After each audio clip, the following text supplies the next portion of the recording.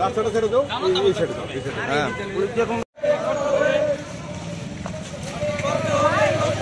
তোমরা সাথে কথা কম আমরা আগে। হ্যাঁ, আগে দিকে আগে এদিকে দাঁড়াও।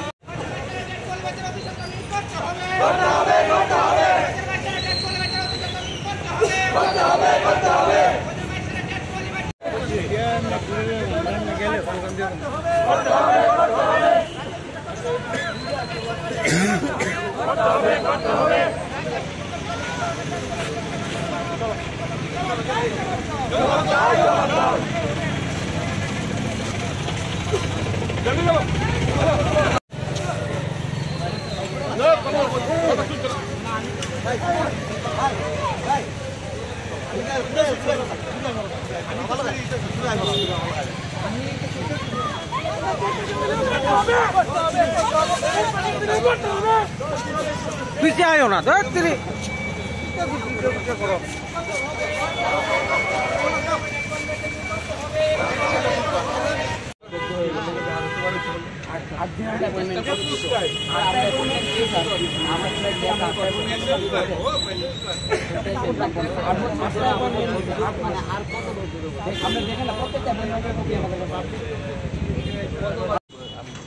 लीगल कैसा लीगल करने के सर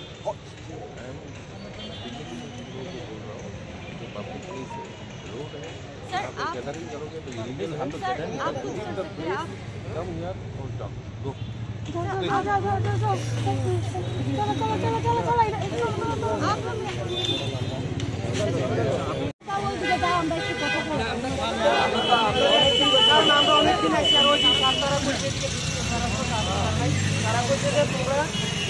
আবার লিগ্যাল ভাবে লিগ্যাল ভাবে আমরা নন তো এটা সাইডে থাকো। একটা সাইডে দাও আমরা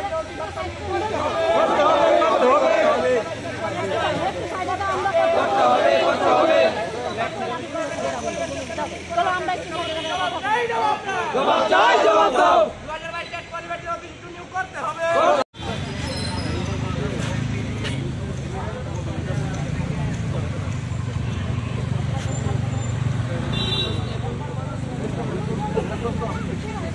আমার কথা শুনো, আমরাও প্রতিবন্ধ করে বুঝো, আমরা আগে কাজ করতে হবে।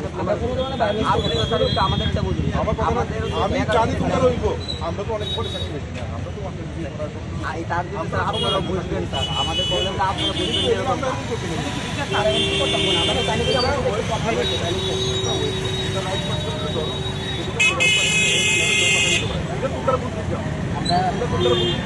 আমি শিখে যাবো।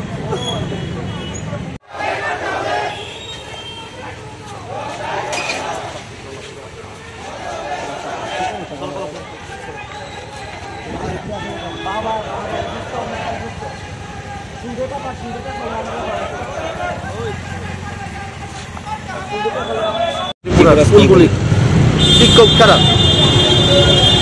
আমরা গত বছর 2022 সালের 29 তারিখ আর 30 তারিখ পরীক্ষা দিয়েছি। তো আপনারা তো জানেনই 10,330 শিক্ষক, ওনাদেরকে দূরীকরণের পর ত্রিপুরা শিক্ষা ব্যবস্থার কী হাল। তো প্রত্যেক দিন পত্রিকা বা নিউজ খুললে দেখা যাচ্ছে, অনলাইন সোশ্যাল মিডিয়া সব জায়গায় দেখা যাচ্ছে যে কোনো একদিন ওইদিকে রাস্তা অবরোধ হচ্ছে, ওইদিকে স্টুডেন্টরা রাস্তায় বসেছে। এটা কী কারণ?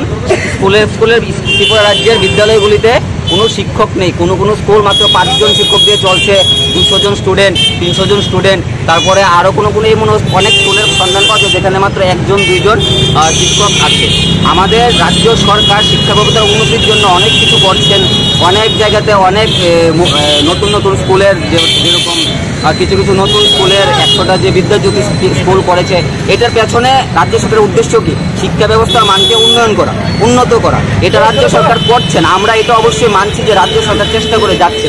কিন্তু আমাদের প্রশ্ন হচ্ছে যে রাজ্য সরকার তো চেষ্টা করছে, কিন্তু স্কুল বিল্ডিং করে কি হবে? স্কুলের ডেভেলপমেন্ট কিভাবে হবে?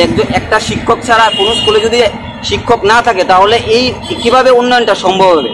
আর যেখানে আমরা 2022 সালে পরীক্ষা দিয়েছিলাম ডিসেম্বর মাসে 29 তারিখ আর 30 তারিখ, আর আজকে প্রায় 1 বছর 2 দিন 3 দিন হয়ে গেছে। আমরা 1 বছর ধরে বসে আছি, স্কুলে টিচার নেই।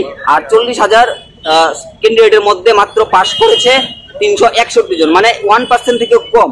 তাহলে আমরা এটাই চাচ্ছি যে রাজ্য সরকার যদি স্কুলের বা শিক্ষা ব্যবস্থার উন্নয়ন চায়, আসলে চাচ্ছে, তাহলে আমাদেরকে নিয়োগ করা হচ্ছে না কেন? 1 বছর ধরে আমরা আসছি, আমরা একবার দুইবার নয়, অনেকবার আমাদের মাননীয় মুখ্যমন্ত্রী স্যারের সাথে বা শিক্ষামন্ত্রী স্যারের সাথে দেখা করার চেষ্টা করছি, কিন্তু উনি আমাদের ব্যাপারে কিচ্ছু বলছেন না। আমরা চাই যে উনি আমাদেরকে আমাদের সামনে এসে আমাদের সাথে কথা বলুক, যাতে উনি তো অবশ্যই এই রাজ্যের অভিভাবক এবং উনি জানেন ব্যাপারটা যে ত্রিপুরা রাজ্যের বিদ্যালয়ের অবস্থাটা কিরকম, বা উনি আমাদের ব্যাপারটাও জানেন যে আমরাও তো বেকার, আমরাও তো খুব কষ্ট করে পড়াশোনা করে পাশ করেছি। আমাদের স্বার্থে এবং রাজ্যের স্বার্থে, রাজ্যের ছাত্রদের স্বার্থে, অভিভাবকের স্বার্থে, মানে বলতে গেলে পুরো ত্রিপুরার স্বার্থে আমরা একটাই চাই যে আমাদের যেন অতি সত্বর নিয়োগ করা হয়, তাহলেই সব সমস্যার সমাধান হবে। অভিভাবকরা চাই বিদ্যালয়ের শিক্ষক, আমরা চাই আমাদের চাকরি বা আমাদেরকে নিয়োগ করা হোক, স্টুডেন্ট চাই বিদ্যালয়ের শিক্ষক। সবকিছু সমস্যার একটাই সমাধান, 2022 সালে টেট পাশ করা বা টেট উত্তীর্ণ সবাইকে যাতে একসঙ্গে নিয়োগ করা হয়। এটাই করজোরে মাননীয় শিক্ষামন্ত্রী তথা মুখ্যমন্ত্রী ডক্টর মানিক সাহা মহোদয়ের কাছে আমাদের সবার পক্ষ থেকে করজোরে নিবেদন, এবং পুরো ত্রিপুরাবাসীর পক্ষ থেকে আমি স্যারকে আবেদন জানাচ্ছি, পুরো স্টুডেন্ট যারা আছে, অভিভাবক যারা আছে, আমারও ছোটো ভাই বোন আছে যারা স্কুলে পড়ে, আমাদের সবার এখানে ছোটো ভাই বোন আত্মীয় স্বজন আছে যারা স্কুলে পড়ছে, তাদেরও সেম সমস্যা, শুধু আমাদের দিক থেকে নয়, টেট উত্তীর্ণদের দিক থেকে নয়, যারা আমাদের ছোটো ভাই বোন বিদ্যালয়ে আছে তাদের পক্ষ থেকে, অভিভাবকের পক্ষ থেকে, সব কিছুর পক্ষ থেকে, মানে বলতে গেলে পুরো ত্রিপুরাবাসীর পক্ষ থেকে স্যারের কাছে একটাই অনুরোধ, যেন স্যার আমাদের অতি সত্বর নিয়োগ করেন এবং আমাদের এই যে রাজ্যের এই সমস্যা শিক্ষক স্বল্পতা দূর করে আমাদের একটা ভালো শিক্ষার ব্যবস্থা করে দেওয়া হয়।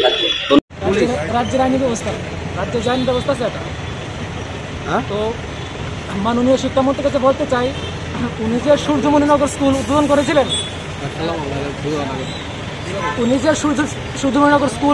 করেছিলেন, স্কুল উদ্বোধন করলে কোনো লাভ হবে না, স্কুলে শিক্ষক নেই, তো শিক্ষক ছাড়া স্কুল উদ্বোধন করলে কী লাভ হবে? তো স্যারকে বলতে চাই, ডেলি আন্দোলন করতে ভালো লাগে না, যদি চাকরি যদি আমাদের দেয় তাহলে বলতে ওনাকে আমাদের চাকরি দেবেন, আর যদি না দিতে পারে তাহলে বলে ঠিক আমাদের চাকরি দেওয়া হবে না, তো ডেলি আন্দোলন করতে ভালো লাগে না, এটাই। মন্ত্রী তথা শিক্ষামন্ত্রীর নিকট একটাই আবেদন, উনি কিছু বলুক না, উনি কিছু বলছেন না, আমরাও কিছু বুঝতে পারছি না, আমাদেরও তো কাজকর্ম আছে, আমরাও ফেলে আসছি, তো কি বলবো উনি কিছু বলুক, ওনার কি অসুবিধা শিক্ষক নিয়োগ করতে, এত সমস্যার মধ্যে ওনার মানে নিয়োগে কি প্রবলেম, এত যে স্কুলের সমস্যা হচ্ছে, আইন তো সবার জন্য দেখছি, হ্যাঁ এই যে দেখুন চিড়ে কি করেছে, শিক্ষকদের চিড়ে ফেলেছে, তাহলে ভবিষ্যৎ কার কি আপনি দেখতেই পাচ্ছেন, কে চিড়েছে?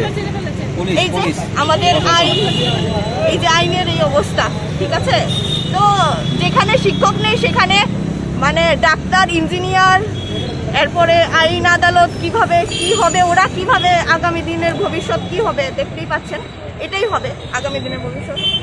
তো যতদিন না উনি কিছু বলবেন আমাদের খোলামেলা করে যে কি করা উচিত, আমাদের কি করা উচিত, আর উনি কি ভাবছেন আমাদের নিয়ে, ততদিন পর্যন্ত তো আর আমাদের কিছু বলার থাকে না।